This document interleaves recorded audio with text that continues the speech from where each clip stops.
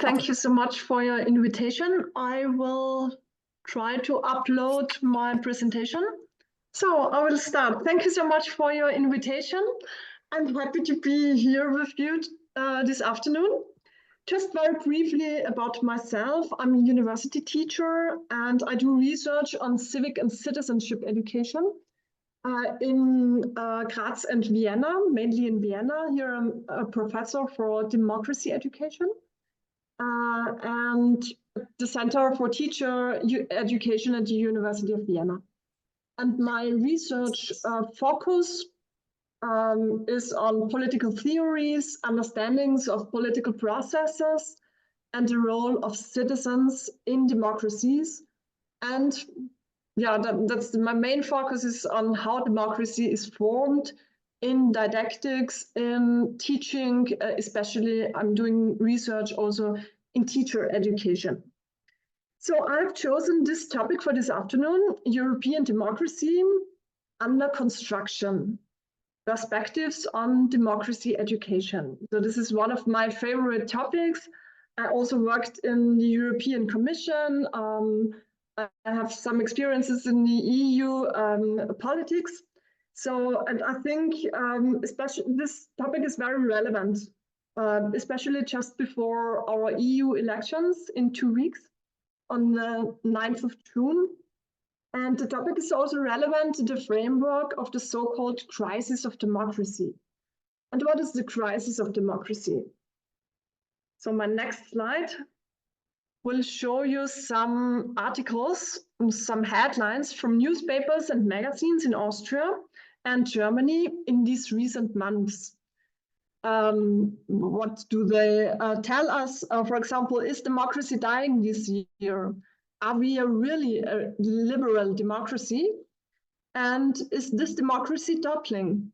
So it seems that people nowadays, these days, are increasingly worried about democracy in different countries, not just in Austria, not just in Germany, so in different countries. Questions about the state of democracy are currently on the rise in public discourse. They concern social cohesion in our nation states and also within the EU countries. So they challenge us as Democrats, but also us as teachers in our education systems, with its structures, with its processes, with its contents, and also with us as actors in democracy education. Then this, I have a favorite book. It's from very famous political scientists. It's about degenerations of democracy. There's also a German translation. I don't know if there's a French translation or Spanish translation, but there is also a German translation. This is a book about the degenerations, about the regression of democracy. In public perception, democracy was also always associated with expectations and hopes for a good or even maybe for a better life. And however, this is currently, we are facing multiple crises in our democracies. So the German political scientist, Herfried Münkler, he notes a threat to democracy from outside, but also from inside.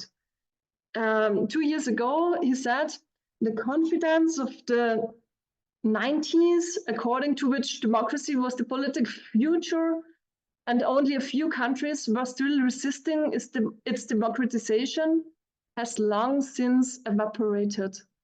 So he wrote this in a German book called The Future of Democracy, Die Zukunft der Demokratie. So you can see threats from outside, but also threats from inside. What does this mean? How does this democratic crisis manifest itself in the EU, in Europe? Just a few examples. We often speak nowadays about a multiple crisis in our research, about social crisis trends. in very different countries around the world. And what does it mean exactly? So there is more and more right-wing extremism and right-wing populism. We just talked about populism before. There are more and more fake news, myths, explanations far removed from science. And there are more and more anti-democratic tendencies. For example, in my country, in Austria, we have more and more lacks of respect for freedom of the press, for example, increased corruptions, increased femicides, women's rights. It's also an issue which is discussed in my country regarding democracy, also democracy education. And one very important part, there are also threats from inside. And this is, for example, legitimacy problems of representative democracy. For example, in Austria, around 20% of young people between 16 and 25 who do not have an Austrian citizenship are not entitled to vote in our elections. And those who are entitled to vote are, on the average, they are older, they have higher incomes, and they are more likely to live in rural areas, not in the cities. And these developments have impact on the quality of democracy. So from a demographic perspective, younger generations are disadvantaged compared to older generations in terms of their political representation through elections, also through elections in the EU context. Yeah, what does it mean? Demography plays a role, migration plays a role regarding democracy education and also different laws, but also the interests of the population, interests of our national populations, but also about the interests of EU populations. So what about European democracy? Can you switch off the micro? Those who are not talking. Thank you. Yeah, Britta, go on. Can you hear me? Yeah, we can hear you. Okay. So it was not my micro. Okay. So next question, what about European democracy? So we have to divide representative democracy, but there's also participatory democracy. Everyone knows there are elections to the European Parliament in 2 weeks, but there are also participatory democracy forms, democracy forms in the EU. For example, there's the European Citizens Initiative. What is the European Citizens Initiative? This is an instrument that enables citizens to ask the European Commission to submit a proposal on a subject that is close to their hearts. What are the online consultations? The European Commission conducts online consultations on its projects, and in which you can participate as an individual, but also as an association. There are also petitions, so EU citizens have the right to submit petitions to the European Parliament. So this is another way of expressing opinions and concerns at EU level. There are also citizens' dialogues to involve the public in its decision-making processes. And there are also citizens' participation platforms. This is a platform on the internet from the European Commission that enables citizens to get involved and help shape EU policy. So you can see the EU was not conceived from its beginning as a democratic project in a very strict sense. So members of the European Parliament were not appointed by at the beginning were appointed by individual national parliaments of the member states. They were not appointed by the citizens themselves. So the first direct election for citizens did take place in June 1979. And today we have European elections every 5 years. But this is not the only opportunity to take part in the EU politics. So first of all, the European Commission is appointed by the European Parliament. This is one way. And another way is the Council. The European Council is co-determined by your vote in national elections. So even if you go to national elections, that is a very important part, a relevant part to participate in EU politics. Yeah, and my next topic is about interest. What about the interest in the vote? This is an Eurobarometer online survey, and we see there's a lot of interests all over Europe to participate in our elections. So more than half of the people are interested in going to the elections in 2 weeks. But a big but, there are differences between the age groups. So we can see, I'm sorry, this is just in German, but we can see that the interest in EU politics is lower. In the first row, there are people, young people between 15 and 24 years. So their interest is much lower than the rest of Europe, the European population. What does it mean for democracy education? As a lot of people in this afternoon, we are teachers, democracy educators. What does it mean? I have now some concrete models that should be helpful to the conception of democracy education procedures. Just some ideas to have some good ideas for democracy education. First, describing democracy as a dynamic process. Democracy is the only form of rule that must be learned through a constantly renewed effort. So you can see democracy is not something fixed. It is in a constant state of flux. And that means that we as teachers, we are constantly challenged to work on this construction site. Second, always bear in mind, there is not just a representative democracy. Also look for democracy in everyday life. What does it mean to look for the democratic in everyday life? It means looking for fundamental values. That means looking for human dignity, for justice, equality, solidarity, peace, and freedom. And these basic principles, they guide us as teachers, as democracy teachers. Since democracy is not a fixed form of rule, but a permanent mission for us. And third, there's the Austrian competence model for civic education.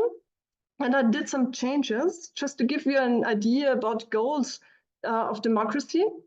For example, the competence of democratic judgment, competence of democratic literacy, competence to act democratically, and also methodological skills. So if you are interested in these, we can discuss them afterwards. Next one, the Frankfurter Erklärung, Declaration of Frankfurt. That means democracy education has the goal of designing something new, of encouraging students and learners of designing something new. So political education processes aimed at change. Change that means political education opens up ways to change society through individual but also collective action. And encouragement, civic education creates an encouraging learning environment in which experiences of power and powerlessness are addressed and also questioned. And my last point for today, I would also like to give you an idea that visual studies, so-called imagination building, is a very important part of democracy education.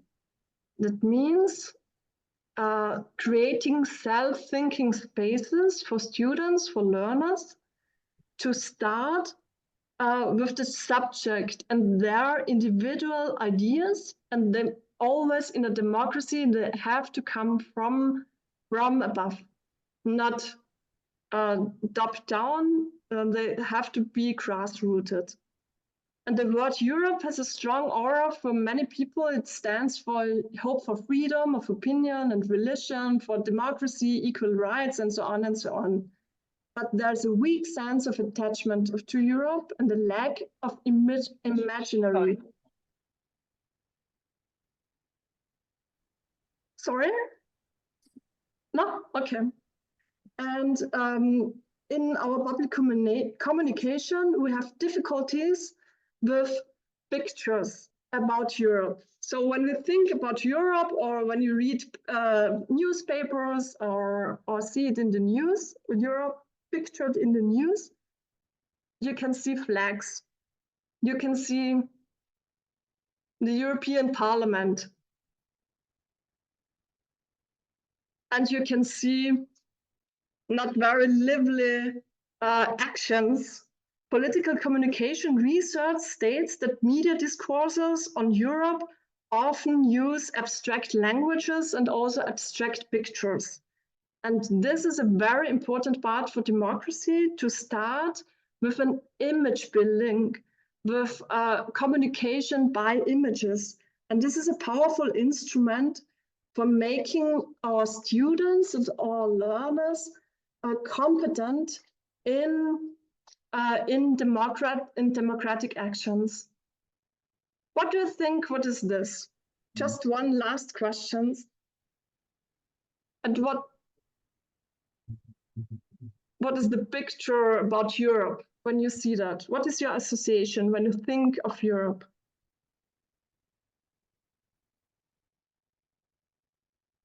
Do you have any idea?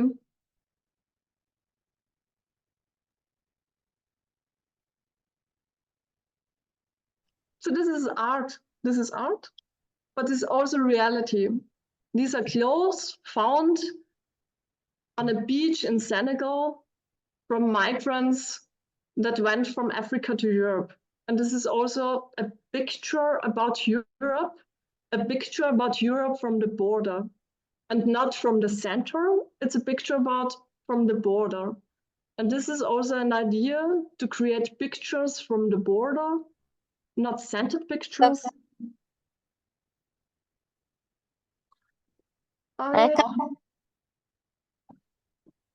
Sorry? We can hear you well, but someone try to switch on the micro. Switch on the micro, everybody who is not talking. Okay, I was thinking that that's a question. Yeah, and my final words now, I'm almost at the end. Tracking down these concrete images about Europe, this is also called democracy education. So to create pictures about Europe, that also means to have a democracy education. Thank you so much for your attention.